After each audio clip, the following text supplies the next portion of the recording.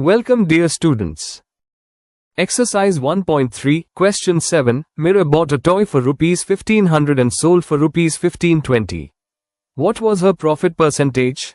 For this, consider two terms, cost price CP and sale price SP. Given data के according, rupees 1500 is CP and rupees 1520 is SP. By using formula of profit, SP में से CP को minus कर देंगे, then rupees 20 profit है. But question में profit percentage required है. So, profit percentage का formula apply करेंगे. Profit को CP से divide करके 100 से multiply कर देंगे. Then, 1.33% is the answer. Try calculations by yourself. Now, question 8, the annual income of Tayyab is rupees 9,60,000 while the exempted amount is rupees 1,30,000. How much tax would he have to pay at the rate of 0.75%? First, write given data. Note annual and exempted income from statement. इन दोनों को subtract करके, हम taxable income find out कर सकते हैं. Which is 8,30,000.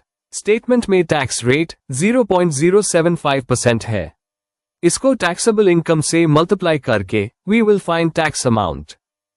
300 से cancel. Simply, multiply 75 by 830 and rupees 6,225 is the answer.